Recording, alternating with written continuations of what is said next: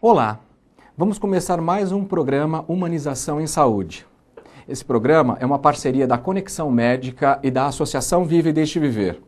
A Associação Vive e Deixe Viver tem por missão levar entretenimento, informação e cultura através da leitura e do brincar para crianças e adolescentes hospitalizados. E também envolve as equipes multidisciplinares e seus familiares. O programa de hoje tem como tema o perfil do profissional de saúde atual e a organização do trabalho. Para o dia de hoje, a gente vai trazer dois contrapontos, né? Vamos falar do médico da família, que está sendo resgatado agora. Quem é o médico da família? Dentro desse contexto atual. E vamos falar também da tecnologia, que em muitas discussões a tecnologia desumaniza. E, na verdade, quem está por detrás da tecnologia é o ser humano.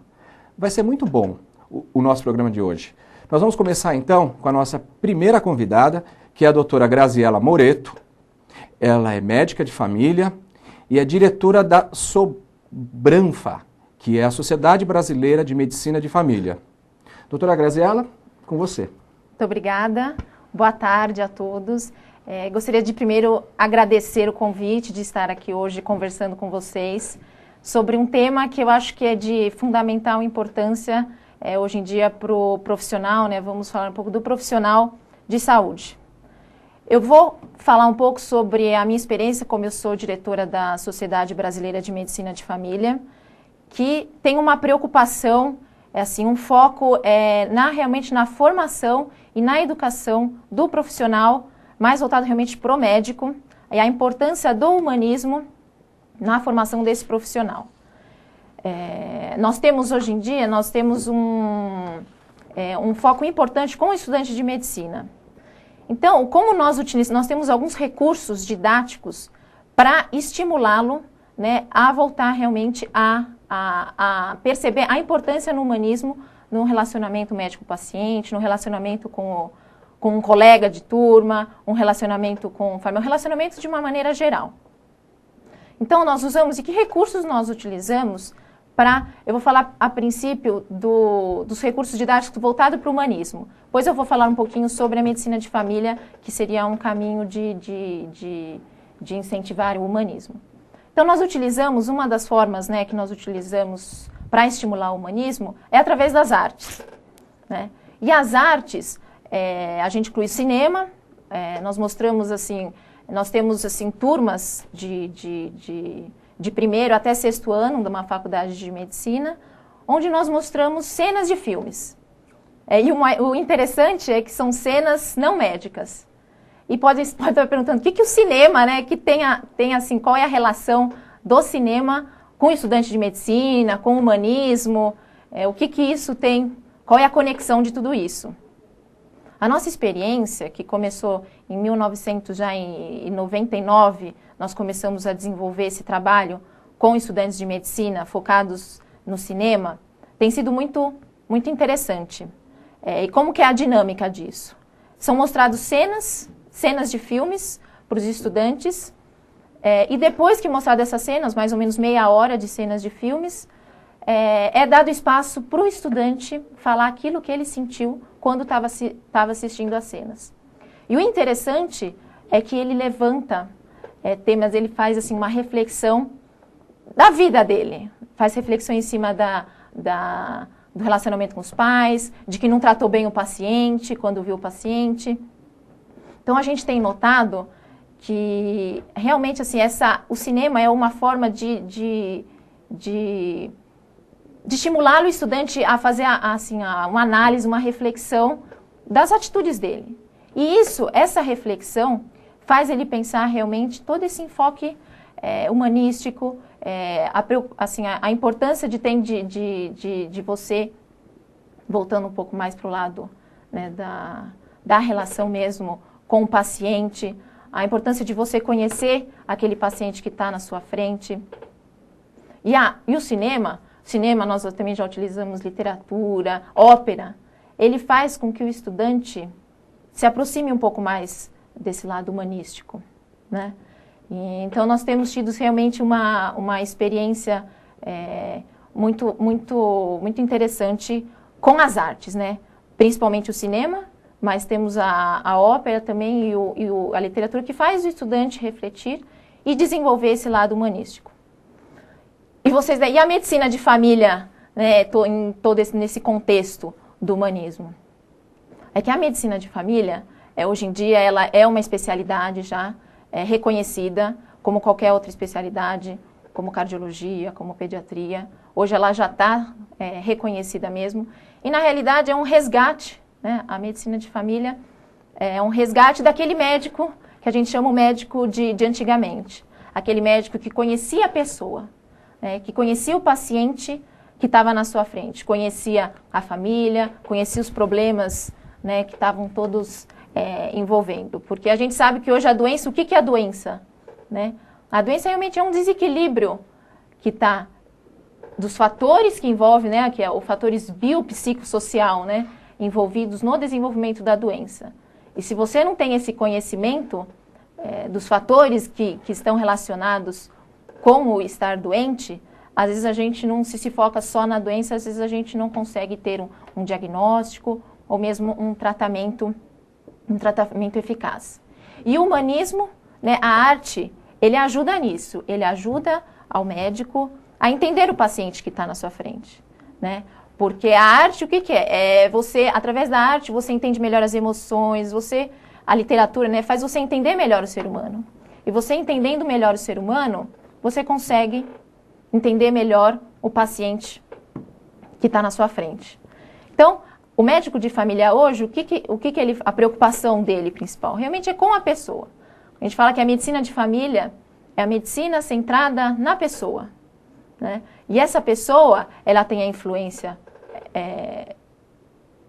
dos familiares, tem a influência de que perdeu o emprego. Então, o médico tem que estar aberto, né? Tem que estar as antenas, né? A parabólica tem que dar dele bem ligada para poder captar isso. E o humanismo é uma das ferramentas, né? Que é para você se aproximar do ser humano, para você se aproximar da pessoa doente. Então, dentro da medicina de família, o humanismo é fundamental. O humanismo, você ter esse conhecimento humanístico do contexto do paciente. Nós trabalhamos muito com a educação médica. Hoje em dia, o médico de família, na Sociedade Brasileira de Medicina de Família, tem essa preocupação com a educação, com educar os futuros médicos e os médicos já formados. Nós temos esses programas de educação tanto para estudante, programas de educação para médicos recém-formados, para médicos formados há algum tempo e que sentem falta, né, dessa reciclagem, de voltar assim, à importância realmente do humanismo na relação médico-paciente. E além disso, a medicina de família basicamente atua no que a gente chama de atenção primária. O que seria a atenção primária? A atenção primária é a porta de entrada, da saúde. Onde deveria ser assim, o médico, não é o paciente que decide, ele tem que descobrir que médico que ele tem que ir de acordo com os sintomas dele. Se está com uma dor de barriga, deve ser o gastrologista que tem que procurar. Está com uma dor de cabeça, deve ser o neurologista. Então, a ideia do médico de família não cabe ao paciente decidir o diagnóstico que ele vai ter para saber o profissional que ele vai ter que procurar. A ideia realmente é ser a porta de entrada. E o médico de família que gerencia todo o processo de doença dele. E se quando há necessidade, que lógico, há necessidade de realmente ter avaliação, ter acompanhamento de um especialista, o médico de família que encaminharia para um especialista, que aí já seria uma atenção secundária e, de acordo com a necessidade, precisando de ir no hospital, aí seria já a atenção terciária. Então, a atenção primária é isso, é a porta de entrada da saúde, onde o paciente procuraria, num primeiro momento, esse profissional. Né? E isso que a gente vê que não está muito bem ainda, né, estruturado. Por isso que nós vemos pronto-socorros lotados, umas filas de esperas, porque a atenção primária realmente é muito importante, que é a porta de entrada. E é onde o médico de família teria ação. Por quê? Porque ele tem o conhecimento realmente das doenças mais prevalentes, das doenças mais comuns da população. O que não significa que a gente diz que o médico de família é capaz de tratar 90 a 95% das queixas dos pacientes, que não significa 90 a 95% das doenças, que realmente são muitas, mas 90 a 95% das queixas. Não é toda dor de cabeça, graças a Deus, que é um tumor. Mas, assim, a maioria das dores de cabeça são devido à tensão, devido às enxaquecas, assim, que a gente chama de tensional. Que isso o médico de família tá capacitado a fazer. Então, a medicina de família, então, ela é apoiada, que a gente fala, em 4 pernas. O humanismo, a atenção primária, a educação médica, que é de fundamental importância para o médico de família, e outro que eu não comentei ainda é a formação de lideranças. Por ser uma especialidade nova, ainda existe a necessidade de criar-se uma cultura realmente do médico de família. Uma cultura essa, tanto do ponto para os pacientes, quanto para os próprios profissionais da saúde, que hoje em dia ainda não se tem a real ideia do que é um médico de família. Então, é importante esse braço de lideranças, de realmente mostrar para a população, mostrar para os profissionais realmente a função de um médico de família, né? Então, eu acho que a medicina de família hoje é um desafio, realmente. A gente tem visto hoje, tem um programa, realmente um programa de saúde, um governamental, que chama o PSF, um programa de saúde de família. O que a gente vê na prática é que realmente o programa é excelente, mas o profissional que está atuando lá, muitas vezes não tem uma formação adequada realmente para fazer a resolução dos problemas dos pacientes que chegam até ele. Então, por isso que é uma da preocupação fundamental também da sociedade, é a formação. É a formação de profissionais que estejam realmente capacitados a ser aptos a tratar da população, levando em conta o aspecto humanístico, levando em conta todo o contexto dele. Eu gostaria de passar um slide, acho que vai ficar vocês observando, vai ficar mais claro entender o que faz um médico de família. Aqui, esse é o slide que eu falei para vocês dos 4 os 4 pilares da medicina de família, que é a atenção primária, a educação médica, a liderança e o humanismo. E todos esses, realmente, a preocupação maior é a pessoa, né? Que a gente fala que a medicina de família é uma especialidade centrada na pessoa. E aqui eu vou mostrar para vocês, assim, para ficar bem claro, o que é a medicina de família. Então, esse aqui é o que a gente chama um quadrante 3 e o quadrante 4. O quadrante 3 é a doença. É o que o médico aprende, o estudante de medicina aprende na faculdade. Então, ele aprende sobre o que é a doença, ele aprende a fisiopatologia da doença, ele aprende a fazer o diagnóstico, a tratar, tem contato com a tecnologia, com a alta tecnologia, tem contato com os artigos científicos, que hoje é uma loucura, né? A quantidade de artigos científicos que são produzidos por dia, realmente é uma coisa muito acelerada. Então, esse é o quadrante 3. Seria, na formação do médico, é o quadrante que a gente fala do conhecimento técnico, do conhecimento científico. O quadrante 4 é a comunidade, seria o meio em que o seu paciente está inserido. Então, que leve em conta a posição social dele, o sistema de saúde que ele está, se é SUS, se é privado, a região que ele mora, qual que é a epidemiologia da região. Então, o quadrante 4 é o paciente no seu meio. O outro quadrante importante na formação do médico é o que diz respeito ao paciente. É o que diz respeito ao mundo do paciente. E aí cabe, então, o conhecimento dos valores que o paciente tem. Nos Estados Unidos, eles fazem uma diferença entre disease e illness. Illness Disease é a doença. É a pressão alta, é a diabetes, é a tuberculose, isso eles chamam de disease. Illness, eles traduzem como o paciente se sente perante a doença. É o estar doente. Então, isso é como ele interpreta a doença dele. Então, isso você só consegue saber realmente conhecendo o paciente, a família e como o paciente vê a sua doença. E o outro quadrante importante é o quadrante do próprio médico. É como ele está, o que ele aprende com cada paciente, com cada atividade. Então, é a reflexão em cima do trabalho dele, a reflexão em cima do dia a dia. É como o médico se constrói, é como o médico se atualiza com a sua prática. E a medicina de família, onde que fica em todos esses quadrantes? Aqui, na ponta do quadrante 3, é o pesquisador, é o que realmente é o especialista, é o que sabe sobre a doença. A ponta desse quadrante 4 seriam os profissionais que se preocupam com a comunidade. Seriam os agentes, assim, os profissionais ligados à saúde, os epidemiologistas que têm que fazer a avaliação. Na ponta do quadrante 2, o que seriam? Seriam os psicólogos, que sabem tudo sobre o mundo do paciente. E na ponta do quadrante 1, nós temos os filósofos que sabem tudo sobre o ser humano, sobre a antropologia. E a medicina de família, onde está tudo isso? Ela está no centro. Ela consegue integrar o conhecimento desses 4 quadrantes.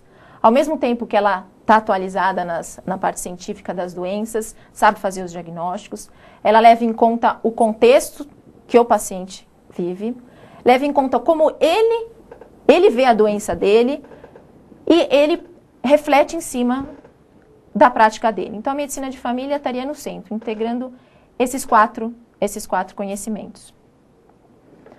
Eu acho que era mais ou menos isso que eu gostaria de passar para vocês. E obrigada. Programa Humanização em Saúde.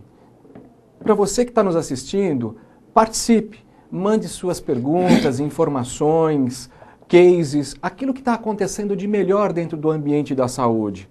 Esse canal está exatamente aberto para a gente trazer, questionar e informar. O nosso site é humanização@vivaideixeviver.org.br. Agora nós vamos para o nosso segundo convidado, Dr. Eduardo Juan Troster. Ele é coordenador do CTI pediátrico do Albert Einstein, do Hospital Albert Einstein e do Hospital das Clínicas, médico pediatra.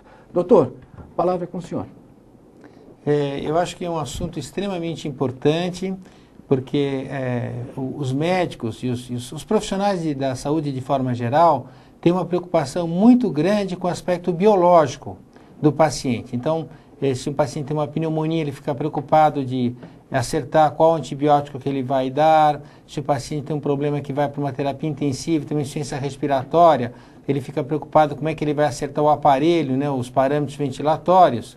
E esquece, às vezes, ou porque a demanda das informações na esfera biológica é tão grande, esquece do ser humano como um todo, né?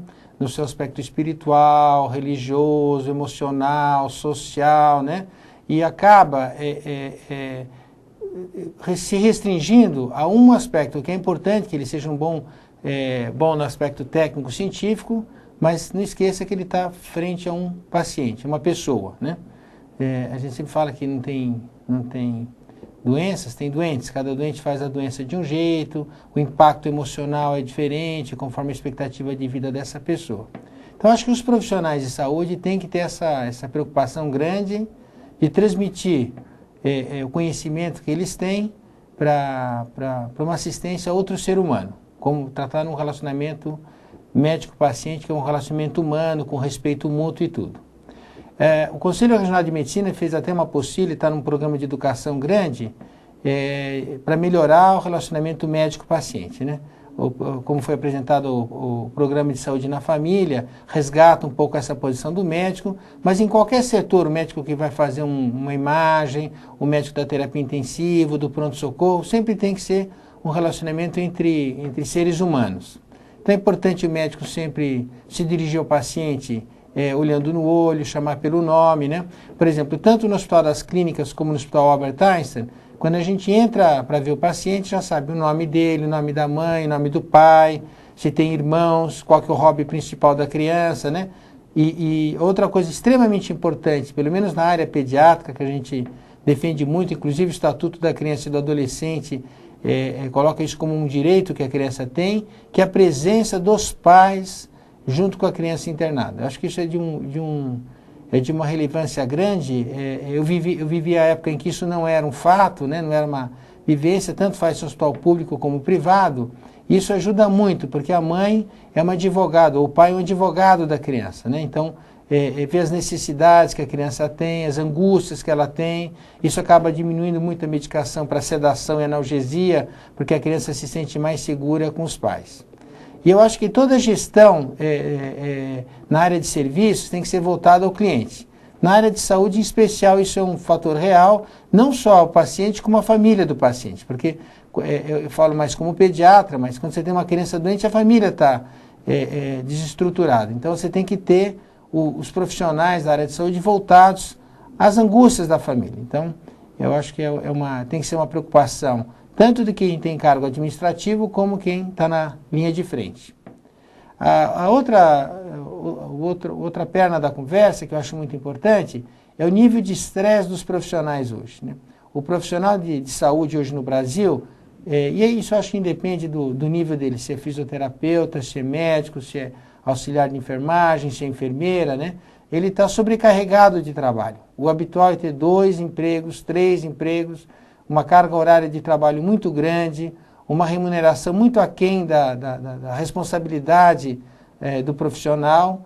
Então, eu acho que a saúde e a educação são dois temas, 2 assuntos que deviam ser olhados com mais cuidado por toda a sociedade. Não vou dizer nem só o governo, mas toda a sociedade devia se preocupar muito mais de melhorar a saúde e a educação, valorizar economicamente os bons profissionais, sempre priorizar que os cargos de liderança sejam ocupados por pessoas tecnicamente competentes, né? No sentido de tentar melhorar, porque em qualquer atendimento a cliente, em qualquer serviço, se você não atende bem o cliente interno, é difícil que o cliente externo seja bem atendido. Então, os hospitais no Departamento de Recursos Humanos têm que ter essa preocupação do treinamento em serviços, de como fazer com que os profissionais sejam bem atendidos pela instituição e também cobrar deles um bom atendimento e uma motivação para fazer o melhor de si. Não é incomum, às vezes, pelo nível de estresse que o profissional vive, que ele começa a se alienar um pouco do trabalho que ele faz, né? Então diminui a educação continuada dele, né?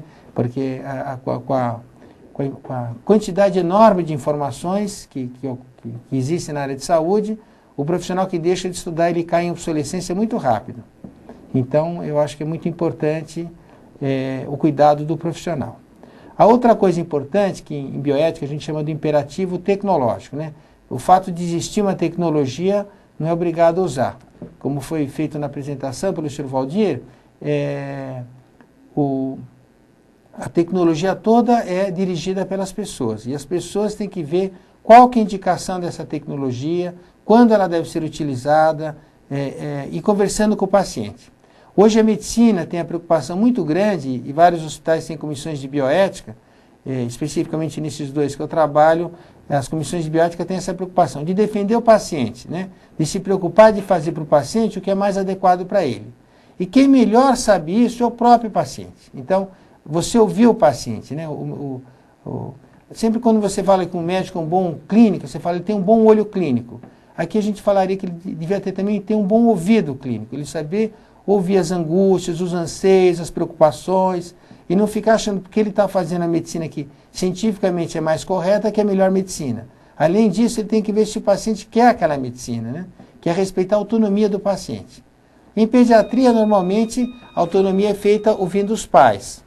Então, os pais que tomam as decisões pelos filhos, desde que essas decisões sejam em bem do filho. Senão o médico tem que intervir. Mas, de forma geral, os pacientes adultos, ou mesmo os adolescentes com maturidade, eles têm que decidir o que eles querem que a gente faça. A gente tem que dar as opções e é uma responsabilidade compartilhada. No fim, a decisão final acaba sendo do profissional de saúde, mas tem que ser, e desde que a decisão que a família tomou esteja de acordo com o que ele acha. Mas ele não pode achar, porque ele é o dono do conhecimento, que ele é dono da decisão. Ele tem que ter a humildade de respeitar a postura da família. E outro assunto que a gente vive com muita frequência nos hospitais e nas terapias intensivas é o momento de morrer. Mais ou menos 0,5% da população morre todo ano. Então, no Brasil, ocorrem 850 mil mortes por ano. E nessas mortes, 90% delas são mortes mais sofridas. Só 10% são mortes súbitas, né? Infarto agudo de miocárdio, um trauma, uma coisa assim. Mas a maior parte delas são doenças que ficam mais crônicas e o que às vezes a medicina consegue fazer, às vezes salva vidas, aumenta os anos de vida e tudo, mas muitas vezes a opção entre qualidade de vida e quantidade de vida. E são termos de vida muito sofridas. E se o médico encara que o inimigo dele é a morte, ele vai usar todos os recursos tecnológicos que ele tem para evitar que o paciente morra. Quando na realidade ele devia se dedicar a melhorar a qualidade de vida do paciente, a diminuir o sofrimento dele, que é a medicina paliativa. Então hoje a medicina curativa está dando esse espaço. A medicina paliativa tem que ser feita sempre, não é só quando você deixa de fazer a curativa. Ou seja, tem que ser uma preocupação do profissional de saúde o bem-estar do paciente, né? Evitar o sofrimento dele, em todas as esferas, não é só biológica não, né? Não é só dar analgésico, é psíquica, religiosa, né? Às vezes o paciente tem uma religião, e tem que ser uma preocupação dos profissionais de ver se ele quer um suporte religioso, né? Ou emocional, um psicólogo, um psiquiatra, para ajudá-lo nesses momentos, né? O próprio médico que tiver formação para isso, ajudá-lo nesse fim de vida, aceitar o fim de vida, para morrer com mais dignidade. Então, não deve se fazer tudo em todos os pacientes até o fim, porque isso acaba gerando um custo enorme para o sistema público e privado de saúde, sem benefício para o doente e para a sociedade. Ninguém sai ganhando disso.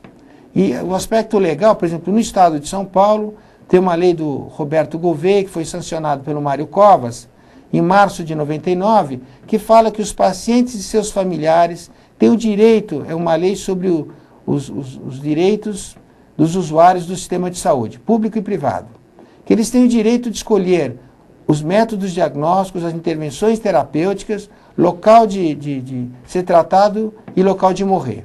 Então é importante que isso seja respeitado por todos os profissionais, que a gente não imponha de fazer tudo até o fim. A gente tem que saber quando parar, né?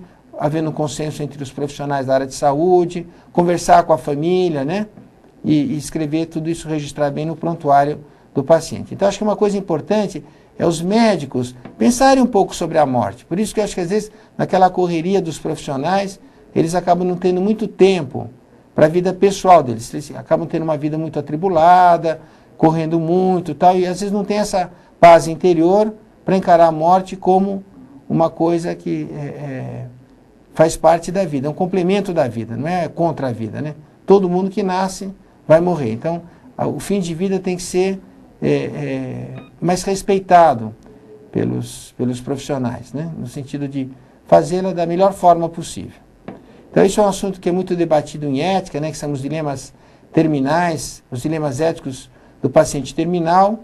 Lá no Hospital das Clínicas, o capelão de lá, o Léo Pessini, depois de dar muito suporte religioso, espiritual para os pacientes, ele resolveu estudar esse assunto, fez mestrado e doutorado, escreveu vários livros sobre o tema, né? Um dos livros chama Distanásia. E o que é a distanásia? A distanásia é o prolongamento da morte do paciente. É aquela história de fazer tudo até o fim num paciente que é terminal. Então, mostra o sofrimento que isso é gerado para o paciente e para os seus familiares, né? Há um custo alto e sem nenhuma vantagem para ninguém. E a morte ideal seria a ortotanásia, deixar o paciente morrer da doença dele, respeitando o final de vida e fazendo uma reanimação, só nos casos que está indicado que tem prognóstico. Não é para fazer eutanásia, que no Brasil é um crime, né? Seria abreviar a vida dele. A ideia é deixar ele morrer da morte dele, respeitando o fim, mas mantendo o menor sofrimento possível. E sempre isso com a preocupação de respeitar os profissionais da área de saúde, se preocupar de dar uma boa assistência para eles, para que a gente não dá o que não tem. Então você tem que ter profissionais capacitados, com uma educação continuada e, ao mesmo tempo, com uma qualidade de vida mínima necessária para ele poder dar o melhor de si para os pacientes. E ter os familiares sempre presentes, respeitando a autonomia deles, as decisões deles, que nem sempre coincidem 100% com a dos profissionais. Tem a autonomia do profissional também, que se o profissional não ficar confortável, às vezes é melhor ele sair do caso ou ser mais persuasivo.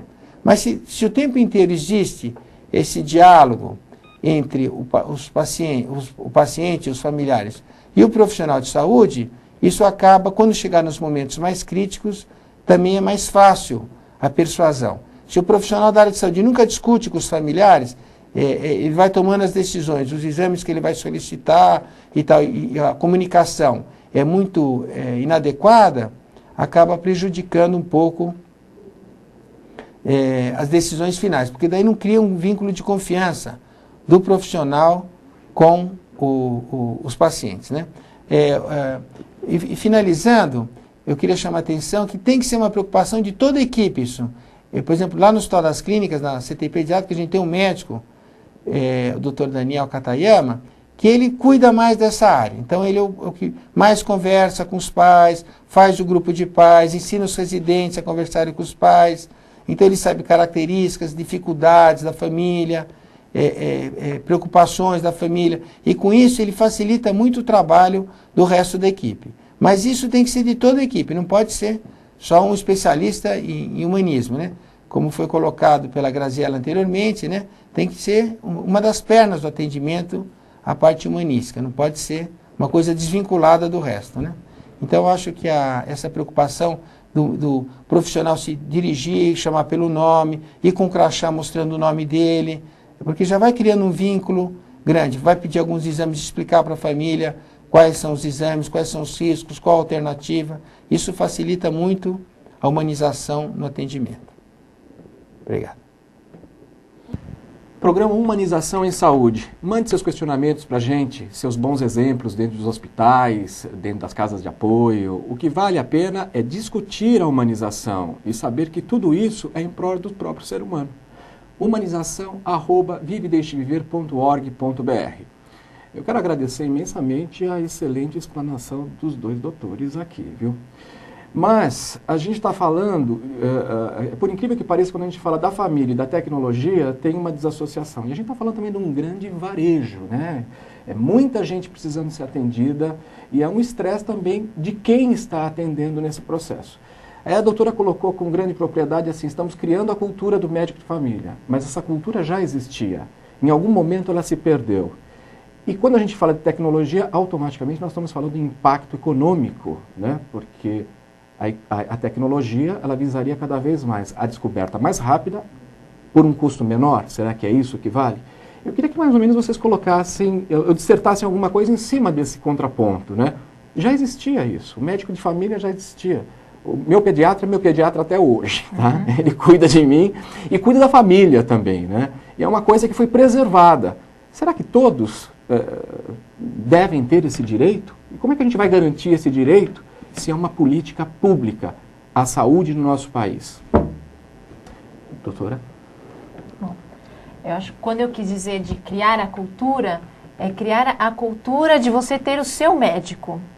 Eu acho que a cultura que se criou, acho que foi justamente houve um avanço tecnológico muito importante que não acompanhou. O humanismo caiu, eu acho que cresceu a parte tecnológica, que acho que não desfazendo, eu acho que foi importantíssimo para a medicina, o avanço da tecnologia. Hoje em dia a gente faz diagnósticos de coisas que no passado não se fazia.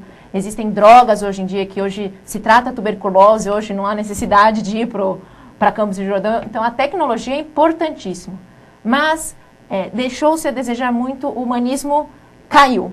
Esse relacionamento, a importância do relacionamento médico-paciente, de você ter o seu médico. Hoje em dia você não tem o seu médico. Quando pergunto, quem é seu médico? Médico de que parte? A sensação que a gente tem... Então, a cultura que as pessoas se sentem uma pasta de diagnóstico, né? Tem vários médicos, né? Uhum. Acho que essa cultura, e a cultura para os pacientes hoje criaram a cultura de ter o especialista para cada parte do corpo deles. E não sabe, quando eles passam mal, eles procuram quem? Vão para o pronto-socorro. Então, acho que a cultura é essa, de ter o seu médico, para resolver os assuntos do dia a dia. Acho que essa é a cultura. Isso é possível, doutor? Então, agora eu sou o contraponto. Né? Eu concordo 100% com a Graziella, no sentido de que na atenção primária, né, até ela fez essa diferença da língua inglesa do illness e disease, né? Que para 90% das queixas, ter um médico único facilita muito. Né? O senhor deu o exemplo do seu pediatra, né, que acaba sendo médico da família. E por conhecer o paciente, saber o grau de ansiedade dele, e tenta, de forma geral, muitas vezes só de ouvir o paciente, nas doenças psicossomáticas, ele já calma. Né? Quer dizer, às vezes você vai no médico, está angustiado com algum problema e tal, você vai contando, à medida que você vai falando com ele, você já sai mais de lá calmo, mesmo ele sem dar nenhum remédio. Eu percebo isso no consultório. Às vezes só de ouvir a mãe falar do filho dela, quando ela acaba a consulta, às vezes ela quer ir embora sem ouvir o que eu vou falar. E diz, olha, é uma consulta, preciso falar alguma coisa, né? Então, pelo menos a vacina, mas de ouvir. Então, eu acho que isso é verdade. Agora, temos que ver o outro lado da moeda, que é o fato dessa tecnologia existir, fez com que aumentasse a sobrevida. Se você pegar a maior parte das pessoas que têm mais que 60 anos de idade, quase todos estão tomando remédio. Ou seja, se o diabético não tomar insulina ou o hipoglicemia antioral, ele pode morrer. Se o hipertenso não tomar um antihipertensivo, ele vai morrer. Então, você tem que usar a tecnologia, né, os medicamentos, os cuidados por exemplo, terapia de substituição renal para um renal crônico, transplante. Quer dizer, se você não usar a tecnologia também, se for para o outro extremismo naturalista, como a gente percebe a tendência de algumas pessoas, você acaba negando avanços que ocorreram. Vou dar exemplo simples, vacina. Por exemplo, vacina é um avanço que ocorreu no século XX e agora no século XXI também, que diminuiu absurdamente a mortalidade do Brasil. Por exemplo, eu me formei há 30 anos atrás, a mortalidade infantil no Brasil era 120 para 1.000, e hoje é menos de 30 para 1.000. Muito dessa redução, eu diria que a maioria, foi por uma questão de melhora do saneamento básico e tudo, mas uma parte razoável também foi por causa das vacinas, do cuidado da saúde melhor. Por exemplo, o parto hoje é no hospital, não é mais em casa, então acabou o teto neonatal, diminuiu de uma forma abrupta, tudo. Então, acho que a gente também tem que saber usar a tecnologia com critério, não é para usar abusivamente. Por exemplo, o remédio que o pediatra mais prescreve é o antibiótico. O antibiótico, ele tem efeitos colaterais, como todo medicamento, né? Então, o abuso dos antibióticos é ruim. Mas se uma criança tiver meningite e não tomar antibiótico, ela vai morrer ou ficar sequelada. Então, é uma meningite bacteriana, não viral. Então, eu acho que também não pode ir para o outro lado. E eu acho que o conhecimento médico é muito complexo também. Saem no mundo 2 milhões de artigos. Quer dizer, se eu começar a ler hoje 10 artigos por dia, quando eu acabar, vou estar anos luz atrasado na informação médica. Então não dá para o médico ter todo o conhecimento médico. Então ele vai conhecer o médico da família, ou o médico que dá atenção primária, para as coisas mais prevalentes, mais comuns. Mas você tem que ter um especialista para essas coisas mais raras e mais complexas, né? Agora, como foi colocado para a Graziella, quem tem que fazer essa triagem ou esse encaminhamento, né, é o médico da família, ou o médico da atenção primária, o clínico geral, ou das grandes áreas, ginecologista, o pediatra, né? Esse é o médico que toma o contato inicial e que vai depois para encaminhar. Tem sistema de saúde, por exemplo, no sistema inglês, que o médico responsável, ele chama do gatekeeper, ele é o cuidador da porteira.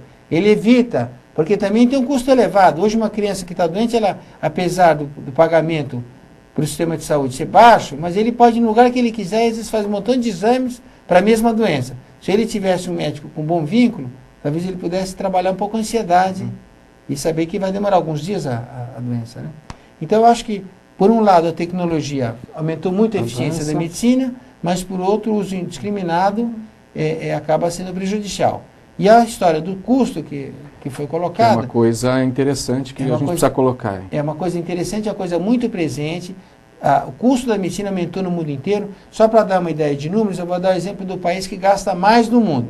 Não que gaste mais eficiente, mas que gasta mais, que é os Estados Unidos. Nos Estados Unidos se gasta mais do que $1 trilhão por ano. É o dobro do produto nacional bruto brasileiro. Eles gastam, por pessoa por ano, $4 mil. No Brasil se gasta menos do que $200 por pessoa por ano. Ou seja, a gente não gasta quase nada e os Estados Unidos gastam um absurdo. Nem por isso eles têm os melhores resultados na área de saúde, né? Eles são grandes produtores do conhecimento médico, mas os países europeus, eles conseguem, e o Canadá, com menos dinheiro, ter resultados tão bons quanto, né? Então, eu acho que você tem que também ter a economia da saúde, ver o quanto que uma inovação tecnológica pode reduzir o custo, pode melhorar, porque você sempre tem que fazer qualidade e custo, né? As coisas vão junto. Nem sempre um aparelho mais caro é uma inovação, às vezes é só uma novidade.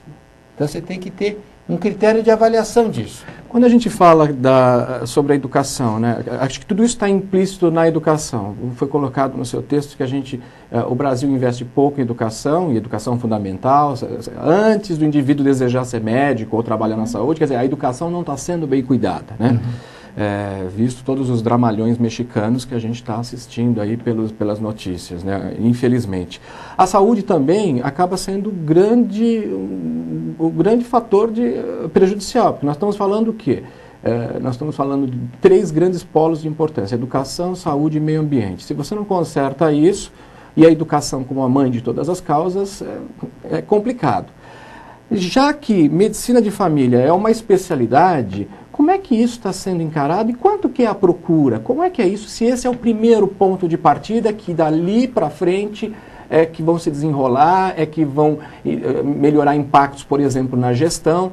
Porque se você tem esse ponto primário que dá abertura para uma economia ou para uma percepção de economia, e nós estamos vivendo um estresse e nós estamos resgatando isso agora, como é que está isso? Qual a visibilidade de futuro para essa normatização, vamos dizer, né? Uma vez que também não se investe em direito na saúde, né? Aí é governo. O grande problema com relação à medicina de família é que não existe uma disciplina acadêmica ainda na universidade. Então, a gente comenta, como você pode querer que um aluno vá fazer medicina de família se ele não tem contato com o médico de família?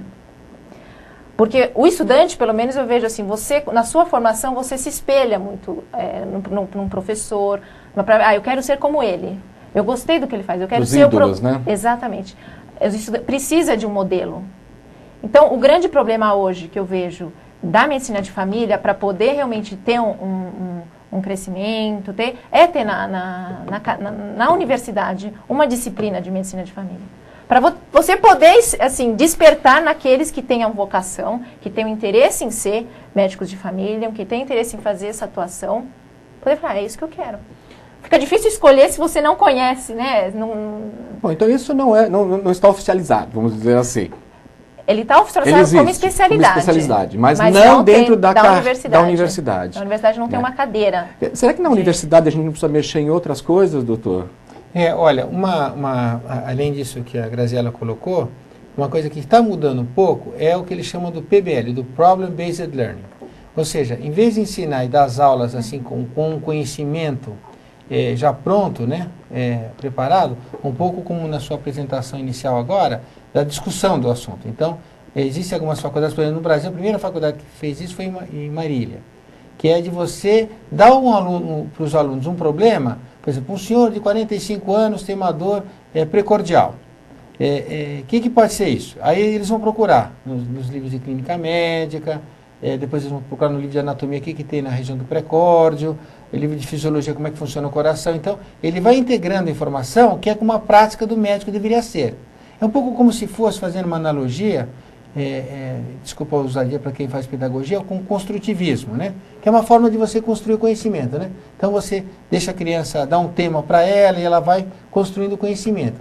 E eu acho que é importante que os médicos sintam esse prazer do conhecimento, né? De aprender mais, de tentar sempre dar o melhor para o paciente, né? Eu acho que isso é uma coisa que algumas faculdades têm feito, né, e que eu acho que são muito ricas. Por exemplo, às vezes eu vejo um residente estar estressado, aí surge um problema na UTI, e eu falo sempre para eles, vocês têm que tentar ver qual que é o problema, fazer uma hipótese diagnóstica, e quando vocês vão discutir com o médico mais velho, com o assistente, já faz uma solução. Fala, eu acho que devia fazer tal coisa. Se o assistente for uma pessoa com certa sensibilidade, o que você está falando está correto, às vezes não é exatamente o que ele ia fazer, ele deve deixar você fazer. Se ele achar que não está correto, ele deve te corrigir e falar o porquê. E é assim que você vai construindo conhecimento, um pouco empírico, né? Então, eu acho que ensinar o raciocínio, a tomar as decisões, é muito importante na formação do médico. Especificamente na área de pediatria, o pediatra é um pouco generalista, né? Lógico que só da criança, né? Mas o pediatra, eu vejo, por exemplo, em terapias intensivas pediátricas e de adultos, as UTIs de adultos às vezes é um cardiologista, um nefrologista, um pneumologista que faz um pouco de terapia intensiva. O pediatra ele já tem uma visão mais geral da criança. Então ele faz vários diagnósticos. Como é que está o aspecto da vacina, o aspecto nutricional, ambiente físico que a criança mora, né? Você faz vários diagnósticos da saúde global da criança. Porque os médicos não podem esquecer que mais de metade da saúde, o determinante da saúde, é o estilo de vida da pessoa. Então, sei lá, se a criança está obesa e ela vai no consultório porque está com uma pneumonia, é um momento que o profissional tem que abordar esse assunto com delicadeza e tudo, e para estimular, para corrigir o hábito alimentar da criança. Se a criança está inativa, não está fazendo nenhum esporte, está angustiada, ansiosa, não dorme direito e tal, com estresse da vida moderna, até para a própria criança, o profissional tem que fazer isso, é promover a saúde. Não é só prevenir doença, porque a gente foi de um modelo que era curativo para um preventivo e agora está com um programa de saúde na família de promoção da saúde. É criar hábitos familiares, o impacto do meio ambiente, tentar minimizá-lo na medida do possível, né? Então, eu acho que o que... Não sei se falta, porque algumas escolas o fazem, não saberia responder quantas fazem, quantas não fazem, mas é estimular o raciocínio e estimular o gosto, aprender a aprender. Né? Saber usar, eu acho que isso é importante, né? Já que ele tem um ídolo e que esse ídolo, talvez hoje, né, a gente já...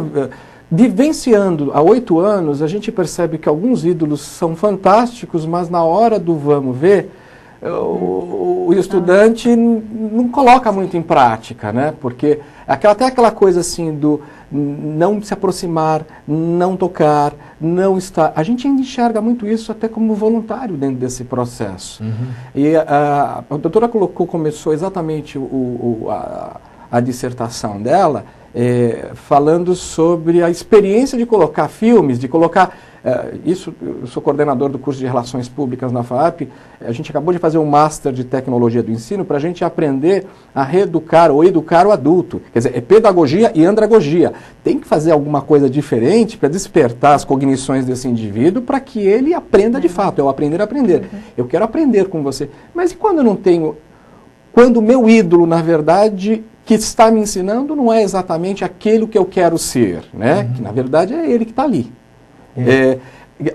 Eu quero chamar também um outro ponto. A gente também lida com umas pessoas extremamente estressadas nesse processo, porque esquece do cuidador, né? A gente percebe que ensino continuado, treinamento, ainda deixa-se muito a desejar nesse processo, né?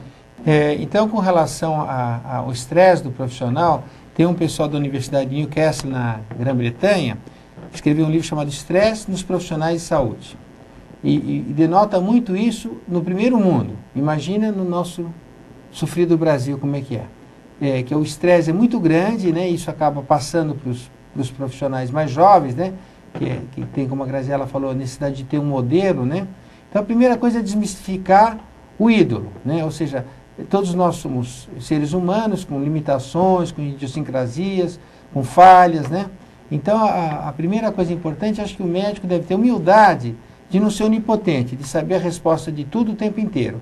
É óbvio que numa terapia intensiva, ele tem que saber, sim, com a melhor capacidade e destreza possível, os procedimentos de emergência, porque se ele não souber, o paciente pode morrer naquele momento.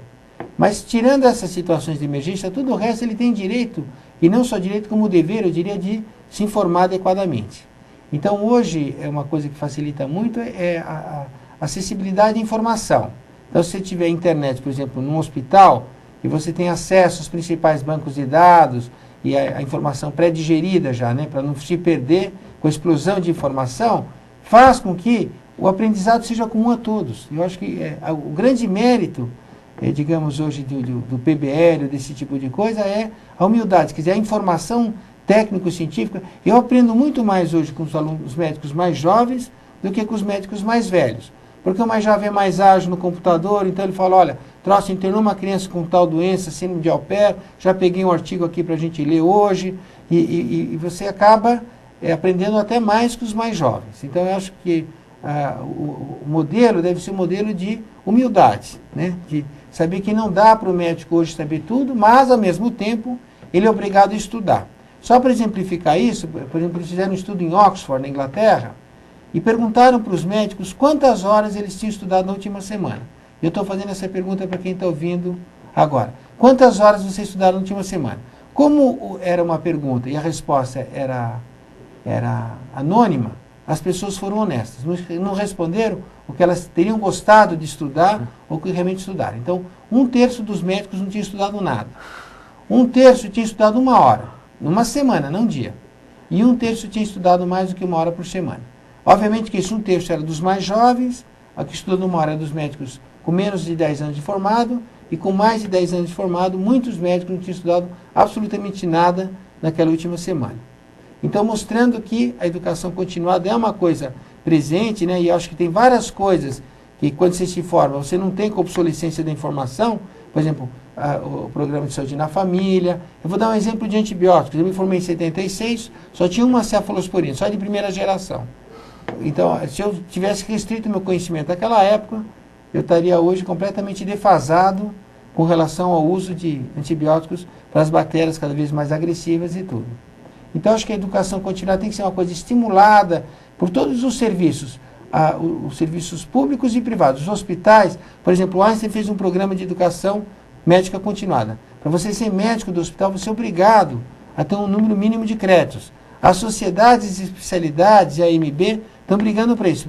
Se o sujeito falar que é pediatra, que é médico de saúde da família, ou que é um cardiologista, ele tem que ir em congressos, ele tem que ler artigos, ele tem que cumprir um mínimo necessário de créditos para mostrar que realmente ele está se atualizando.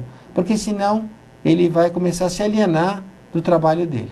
Então acho que é uma coisa que as sociedades, os hospitais, os serviços de saúde têm que estimular isso daí, né? Eu acho que a educação continuada deve ser estendida também à educação como médico, mas aqueles que estão ligados à educação, a educação como professores. O que às vezes a gente vê nas universidades é que tem o chefe da cadeira, professor, doutor, às vezes nem tem contato com o residente. Às vezes o contato maior é com o R1, tem contato com o R2, o R2 passa a ser até o professor dele. Então a gente vê, acho que precisam de programas realmente de educação como professores. Que eu vejo que tem muitos, às vezes, que não estão preparados, assim, porque não são estimulados a estudarem, a se aprofundarem na educação. Então, o que a gente vê são muitos que os nossos professores são residentes que realmente não têm esse enfoque educacional. Muito bem, estamos chegando ao final do nosso programa, foi valiosas as informações.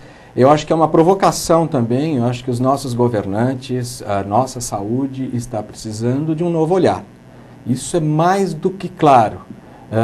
E é já, né? Não é para o futuro, não. A gente precisa melhorar isso. População cresce, população precisa de atenção e o programa está aqui, aberto para você mandar suas informações. humanização@vivaedeixeviver.org.br.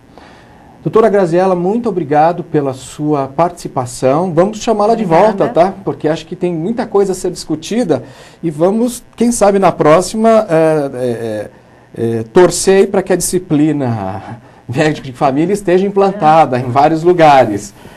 Dr. Torster, muito obrigado. Vamos voltar também, que acho que tem aí assunto muito importante para a gente falar sobre o estresse dentro dos profissionais, né? Como é que a gente pode, de uma certa forma, trazer... Deve ter. Se tem estresse, tem resultado. Se tem pesquisa, tem resultado. E o programa está aqui aberto para a gente provocar isso. Muito obrigado pela sua atenção e até o próximo programa.